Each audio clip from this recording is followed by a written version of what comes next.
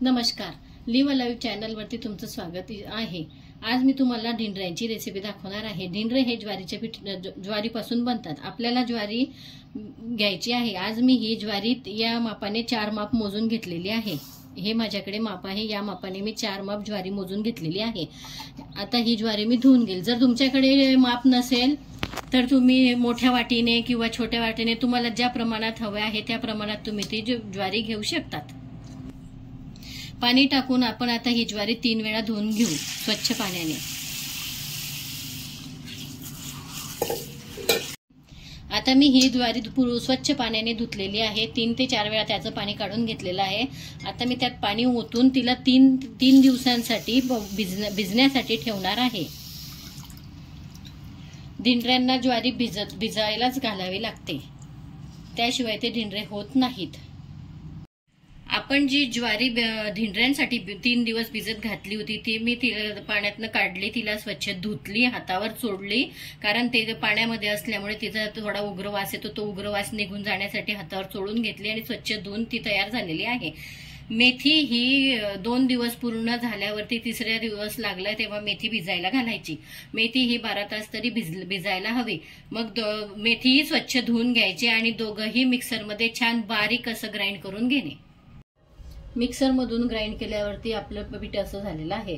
आपल्याला याप्रमाणे हाताला बघून घ्यायचं की आपला ज्वारी कशा प्रकारे झालेली, अशी ज्वारी वाटून घ्यायची आहे। ढिंडऱ्यांसाठी लागणारे साहित्य बघूया। हिरवी मिरची, लसूण, अद्रक, जिरे, गूळ आणि कोथिंबीर। गूळ सोडून आपल्याला हे सारं मिक्सरमध्ये ग्राइंड करायचं आहे। अशा प्रकारे मी सर्व मिश्रण मिक्सरमध्ये बारीक करून घेतलेलं आहे। आणि छान कालून घेऊ।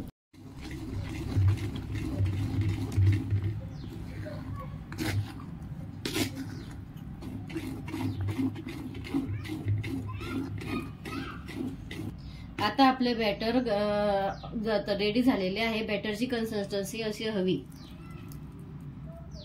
मी आधी पॅन गरम करून घेतलेला आहे। पॅन गरम झालेला आहे। आता मी ढिंडऱ्याचं बॅटर टाकून ढिंडरं काढून घेते। गॅसची फ्लेम हाय करायची।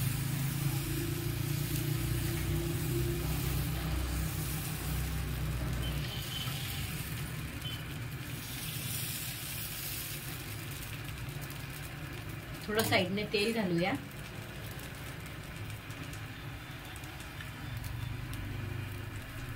वरनं पण थोडं तेल घालू आणि 1-2 मिनिट वाफ येऊ दे।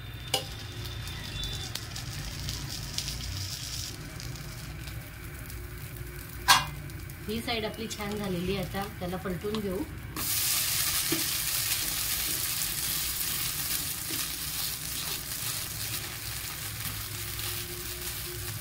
दोन मिनिट होऊ देऊ।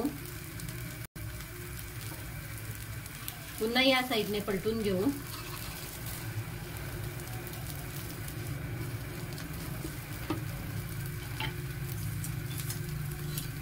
आणि वरने गूळ खिसून घेऊ।